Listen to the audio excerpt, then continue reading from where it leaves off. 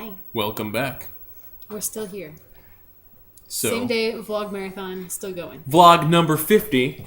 Yeah, this is our 50th vlog. Fatebond vlog. Fatebonds. We will do a special vlog at some point. But for today, we have lots of questions to answer about Fate and Fatebonds and all that. Yes, this is going to be exciting. So, first question. I was just reading the Fatebond rules on your site, and something confused me. The way the rules are written, it makes it seem like Scions have to be Legend 3 before they can get Fatebonds. Do I understand that right? I don't know what you mean, but what I assume you mean is that I think you need 3, 6... Oh, I know what it is. They roll the Scions Legend. I know what it is. You need a 5 or a 6, really, to start getting stuff happening. Yeah, and it's hard to do that on 2 dice. On 2 dice, yeah. So, you are sort of right in that I actually don't bother rolling when they're only Legend 2. Because I occasionally you can get some small Fatebonds because of things I will explain in a second. But you're kind of right. And there are times that you can get more. Like, for example, if you're using magic, that'll lower the difficulty. Correct. Or your legendary deeding, that'll lower the difficulty. God, so if you do those things and roll all 10s, you could get a Fatebond. I was going to get into that later, but I guess Sorry, no. go. No, that's not how later works. Yes. Go. So, using magic either lowers the difficulty or automatically Fatebonds your target. There are some legendary scenes or legendary places that can automatically lower, or both. So if it's the final combat of a story, usually it's going to start at a lower threshold for your dice. Re-rolling and doing defensive do-overs lowers the difficulty as well. So, Indeed. And then deeds lower it quite a bit. So you're right in that 5 is the threshold to start. So you need to get over a 5, or you need to get a 5 to start accumulating points on and the little normally track. that is impossible for Legend 2 because the highest they can roll is 4. Roll 4, but if there's been some magic used, they got a 4. If someone else in the scene has gotten a Fatebond, that brings it down to 4. If they're in if it's the final battle and it's a big important scene, that can bring it down to 4. If you do a lot of those things at once, like you use magic and you deed and you reroll, and it's the last scene of the game, like your difficulty might be only 2. You might actually come up with something. Yeah, exactly. And if it's the lowest it can go from base factors like it being a legendary scene or other people also getting these is down to 3. Oh, I'm not a 2 then, sorry. No, but from there, re-rolls and defensive duo can still go down 1, and legendary deeds can still go down 3. So if you're re-rolling a legendary deed and it's already at the minimum, then you start at -1. Yeah, you have an automatic Fatebond. Automatic Fatebond. Actually stronger than a normal And you're going to Fatebond. start, you're going to start building. So yeah, and you can do that at Legend 2. It can happen. So yeah, so I, generally speaking, don't bother with it. But it definitely could happen. yeah, if someone's doing a whole bunch of that crazy stuff in their Legend 2, then we're going to roll it. Yeah. Because then it's a good chance they're actually Fatebonding. Yeah, so I'll keep I don't roll every time someone spends a Legend 2, but if something bananas happens and the stars are right, I'll be like, okay, let's see how this one goes. Obviously, Fate said this guy's getting a Fatebond today. Yeah. So, all right, next question says, I remember John saying a while ago in comments that Fatebonds generally don't buy attributes below 3 dots. Is there a theoretical maximum, though? Could you get one measly Fatebond that had enough time by a character from 0 epics to ultimate? I say a lot of things, and I'm not doubting that I didn't say that, but I didn't say that. Not doubting that I didn't say it. That's actually the question, though. Because he wants to know, could one Fatebond buy me from 0 to ultimate? I just got one positive Fatebond. But the question is important because it said something like you can only go down to 3, and I want to correct that. Yeah. Okay, true. Because you're saying, I think you said there's a minimum. Is there a maximum? So you're right. There isn't technically a minimum that is a general minimum. Once they're gods, they start getting minimums. But otherwise, I'll buy down to 1 for attributes, 0 for everything else. Yeah. You'll never get down to 0 strength. You have to have enough strength to, like, breathe with your lungs. But generally, you can get down to attributes go down to 1, everything else goes to 0, epics go to 0. But yes, something could buy you from 0 to max. Buy it up, definitely. They'll buy until there's nothing they can buy. Will they buy an ultimate? Is that something they'll buy, or do you always? I haven't decided yet. Yeah, it's something I'm torn on because on the one hand I'm like, well, if everyone in the world thinks I'm a storm god, they should buy me the storm. But at the same time, is that something I should invest in as a god? I think what I'm going to do right now is that they will pay for half. They will save up to half of an ultimate. And then they'll be like, you buy the rest. You buy the rest. Okay, that's neat. I like that. And so you'll be like, well, you have your ultimate bank for this is full, but it's not. They're not buying it. Yeah. That's what my plan is right now. I will tell you that, and this is not in our Fatebond rules on our site because we haven't updated those and nobody ever votes for them, but I will tell you that getting one guy that is Fatebound to buy you something will not get you to an ultimate, because once you are a god, the Fatebond rules change and it becomes about what cults you have, and that guy needs to be moving into a cult that also believes that to get it up there, and you need to not have anything that like believes the opposite. Like if somebody believes I have Sky but somebody believes I don't, then they're going to cancel each other out and I won't get anything bought for me. Like it's very unlikely you're going to get one guy who's going to just buy everything all the way up to the top. That reminded me of something I was thinking the other day, that I like the word cult for what it means, but as you guys are doing bigger gods, I feel like there has to be a progression to religion. It's true. Well, I mean, and some of the religions they have are not actually cult religions. Like in the strict sense of the word, some of them have actual like hierarchical religions that are not cult based. You mean the gods, your The gods, Scions the that PCs. become gods Yes. have religions that are actually not cult religions. Right. Well, I mean, I think all religions kind of start out as cult religions. Yes, and individual gods usually have cult religions. Yes. Because any time that a particular group of humans is like, well, I'm going to do sacrifices to this god who is our totem, they're your cult religion. That starts out as a cult, but I think once so many people in an area, like once a whole city is doing that, it's not a cult anymore. That's the Right. city's religion, and so I And think we're talking about like the religious anthropological definition of cult, not like the pop culture definition, which is like group of crazy people. right. Cult meaning that this is a religion dedicated to specific deity and practices related to them. But yeah, that was some theoretical future stuff for us. But I think we answered your question. Yes, I think so. All right. What happens when the total amount of XP siphoned off by Fatebonds exceeds 100%? So let's say you pick up 7 level 10 Fatebonds. You end up with 105% of your XP being siphoned. Do you end up with more XP, but you just can't spend any of it? They stop taking XP at 50% of your XP. And I think it doesn't say that on our Fatebond rules, which is why there is confusion here. Yeah, I gotcha. But It yeah. it says that in my notebook on Fatebond rules. Yes, you always will have some XP to buy. The least you can get is half of your normal XP. Yeah. If they get what happens though to the like percentage split for what the XP they take away goes toward? Like I have 7 level 10 Fatebonds. How much percentage of your XP are each one taking? Like explain that. Okay, so what I do is I put all the things all 7 of your dudes are buying, and I put them in just a chart. And then I give 1 XP or 2 XP. Let's say you're going to get 10, and you only get 5. I'm going to go 2, 2, 1 on the top 3 things, and they'll start saving for those top 3 things. Yeah, we'll do is even as split as possible, depending on the amount of XP you're giving up. Yeah. I actually don't like doing a full even split. I like doing a little weighted so you guys get stuff more regularly. Yeah, because If I you did do a a full fully even even split, you split, get then it something takes once every forever 40 to buy games. anything. God, yeah. So you usually just pick the first couple. Yeah, first couple, throw a couple XP at them, and then just move your way down the chart. And then that makes it kind of, I think, better for everyone. There was something in there that I wanted to respond to, though. What was... 7 level 10 Fatebonds, 105% XP. You end up with more XP, but you didn't spend any of it. XP. So at God 2, I started doing... And I might have started it earlier than at Legend 8, because I stopped... Once... That's what it was. Once everyone in the group was at 50% XP, I stopped basing it off percentages, too. Like, because once everyone was equal, I could say, all right, well, from now on, Fatebonds get 8 XP and you get 8 XP. Oh. Yeah. And then later, maybe, okay, now Fatebonds get... Now that you're Legend 8 and things are more expensive, Fatebonds will always get 8 and you guys will always get 10. Right. We went an extra hour. I'll give you guys an XP, but Fatebonds won't get an XP. Because it's just easier. There's no point in doing a lot of percentile math if everyone's on the same page. Yeah. Once everyone's completely equal, there's no point. It's only important for when you're sitting at the table and you go, oh, well, you have some Fatebonds minus 3 XP for But the you day. don't, so you you don't, get all so your you get all your XP. XP. Yeah. Cool. The last time that we had people that didn't have Fatebonds that got all their XP. That happens on Wednesday all the time. It's true. Our Wednesday game, though, people have just begun to get to Demigod. I think it only has 1 person who's getting Fatebond siphoned yet. Next Wednesday, it'll be 2. Damn it. So I think I'm the other one. Ant's the other one. I am the other one. Okay. All right. What would happen to the universe of Scion if fate was either destroyed or could no longer influence the gods?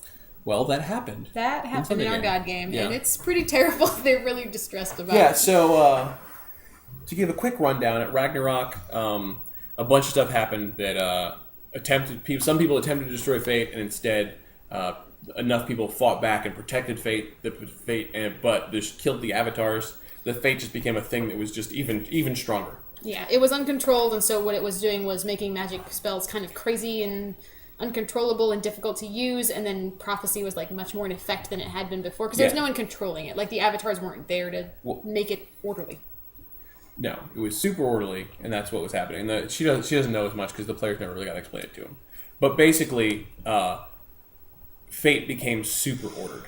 Prophecies were going to happen. There wasn't going back. There weren't people trying to fight things. Like, prophecy became much stronger. Mystery became very strong. Magic became both weakened, and there were punishments for using it. Yeah, because magic is the actually acting against fate. And fate trying was to just change it, shutting it down.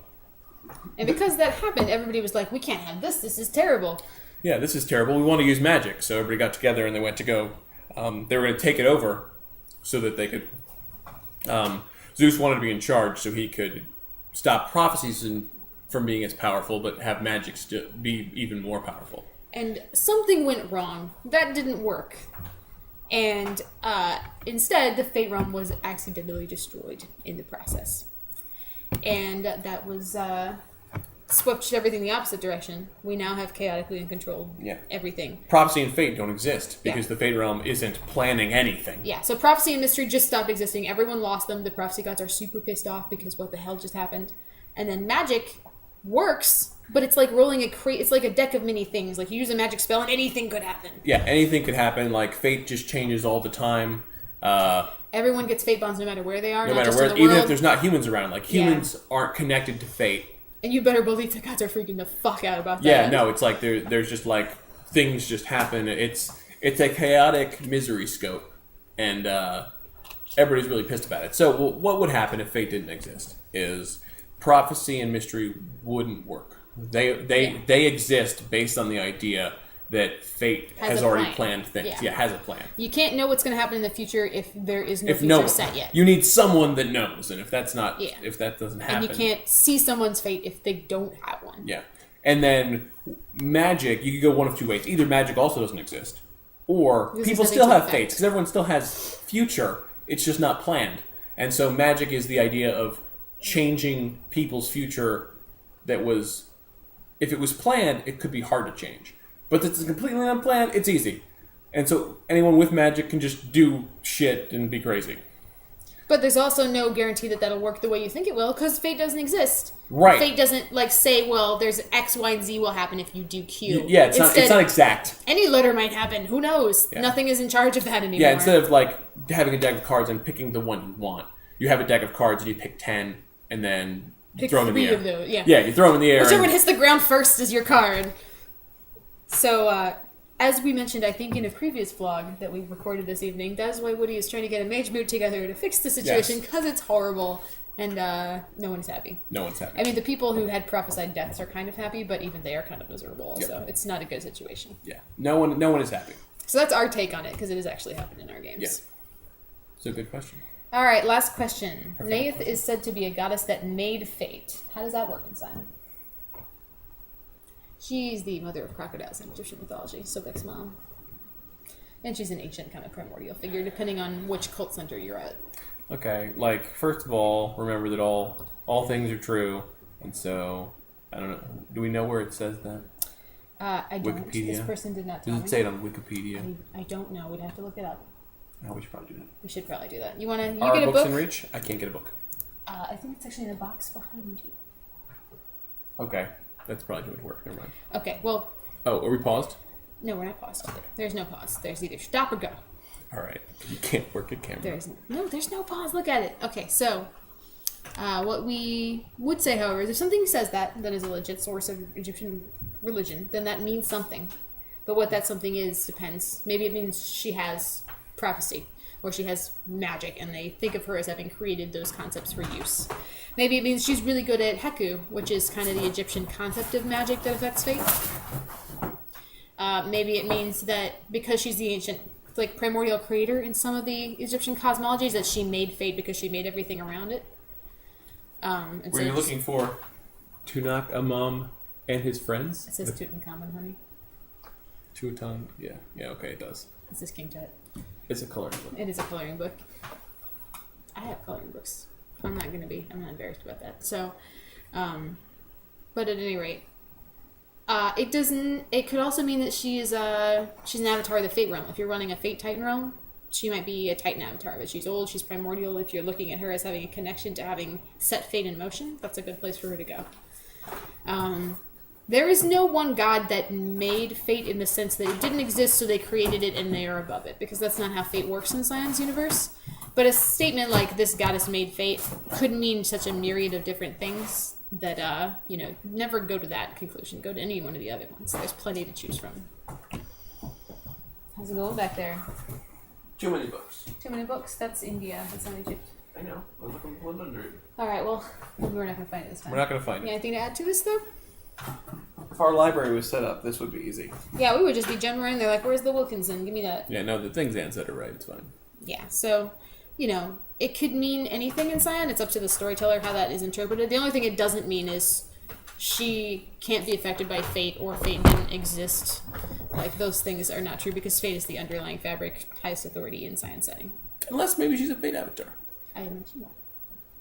Then, the more you know. Alright, that's all our Fatebond questions. Oh, you were right. We should do the virtual one. Alright, so we have some virtue questions. It's like a bonus part of the vlog. Are you ready? We're going to talk about virtues. Alright, first virtue question. Question, virtue, question. What is the difference between a valor pantheon and a courage pantheon? What makes you decide to give the Theoi valor instead of courage, or give the Tuatha courage instead of valor?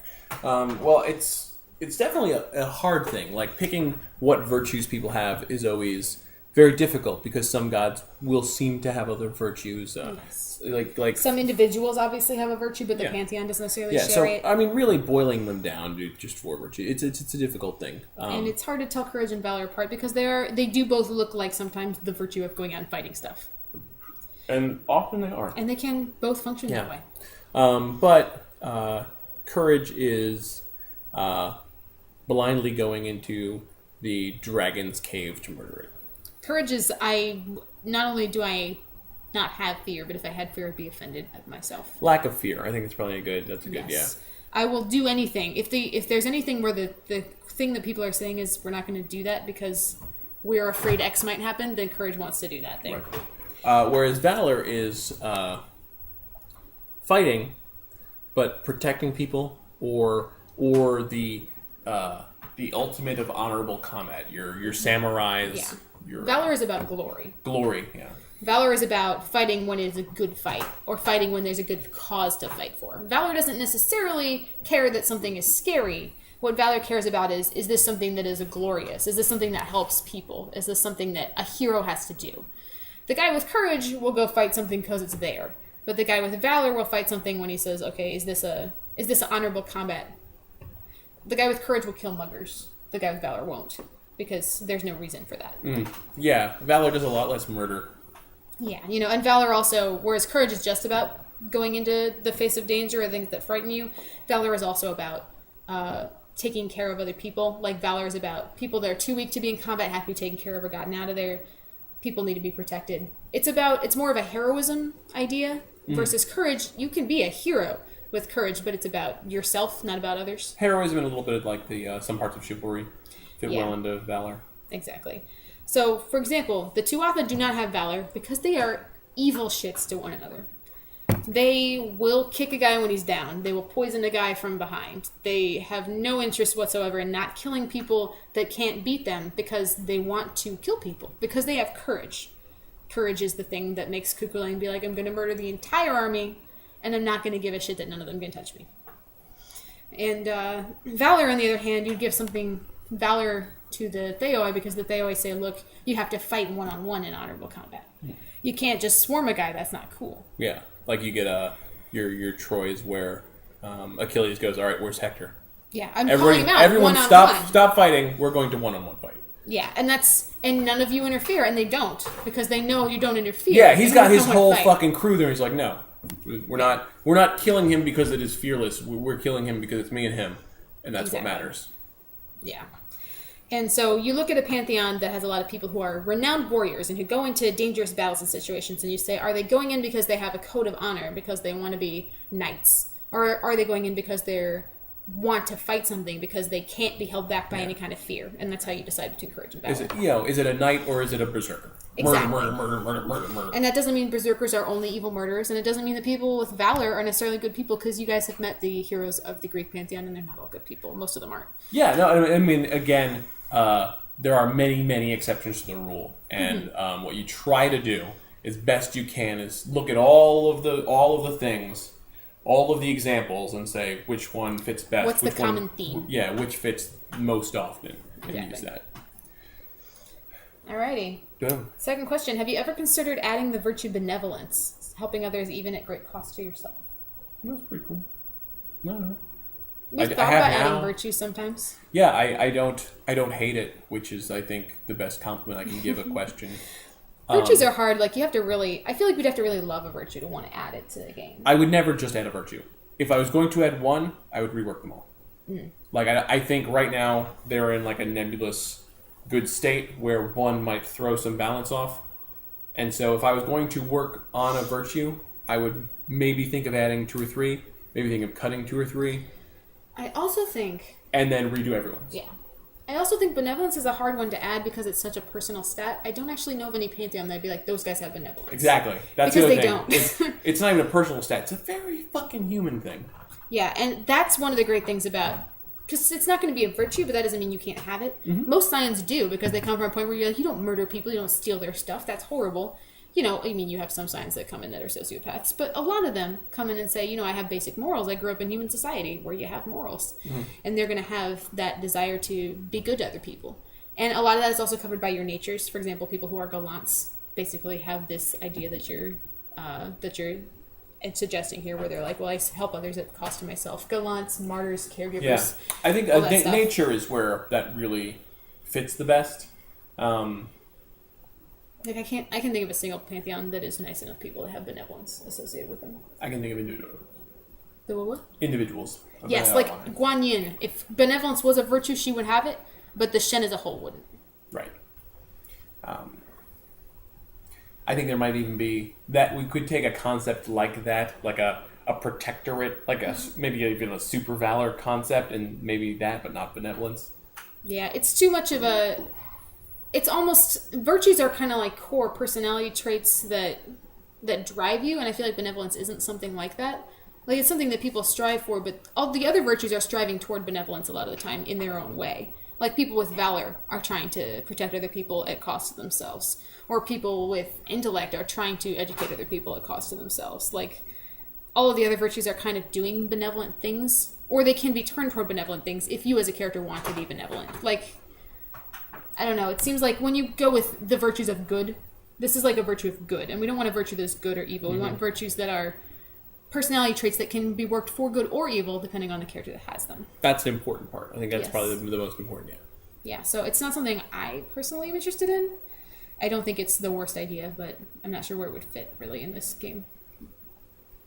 All right, last virtue question. Is malice going to be one of the core virtues of the Inuit? It might be a little strange to have a dark virtue, but from your description, the Inuit are constantly scared shitless of Yeah, their they're gods. dickholes. It probably should be, but it won't be. I don't think it should be, because they don't have malice, because they are completely, massively indifferent to their people. They're not going out there to try to murder their people. They just do not give a single shit about them living Some or of them dying. are very maliceful to each other. That is true. Sedna's dad malice is all over her. Well, he thinks he's going to die if they're in the ocean. Depends on the version of the myth. Many of them have him cutting off her fingers. Yeah, there's also the horrible, that sun god with the sister rape. Oh yeah, well, everybody loves a good raping. Yeah. But no, I think they're probably not malice, because malice is so. I need to do this. Yeah, I want to hurt people, and they don't care. Like the Inuit are afraid of their gods because their gods control the natural phenomena, and the natural phenomena in the area they live is cruel and difficult to survive. But they don't think that the gods are going to come get them in their sleep. The god with malice would do that. Their gods don't make it snow because they want to see the people suffer. They make it snow because it's a fucking snowy land, and that's what they do. Yeah, and the people suffer because the gods don't give a shit about making their lives the gods don't stop them from suffering. I think it's more like, they almost feel it to me like they have super endurance, where they're like, suck it up, people. Mm-hmm. That's the way life is. Deal with it. We do. I think they are terribly, terribly horrible people to each other. But I don't think they have malice because they don't like go on a rampage to kill each other or to ruin the world, which is what malice wants you to do. Malice is not a compromising virtue. You destroy shit when you have malice. But I think that's definitely something that we will explore when we do that. And that's why it takes 6 months, because we really go very in-depth on that. And I don't know if they're going to be next. They're winning right now, but by very slim margin. So it will depend on who's winning the day I finish the last draft of the PDF, which is not going to be this day, by the way, but hopefully fairly soon. Wait. At this point in time, we've probably already started on Pantheon. Oh my god, it's like 4 weeks in the future. What time is it? Yeah. No, 3 weeks in the future. It's mid-November. I might be done. Who knows? I might have published a thing last week. You don't know. I don't know either. I don't have prophecy. I have suddenly found the flaw in our plan of doing this all in one day. We can't give you any normal updates because we have no idea what we're going to Is it Christmas? Oh my god. All right, we got one more of these we're doing today, and then we'll be good. Yeah, so. well, then we'll revisit this whole Good night, day of everybody. vlogs at once. See you guys.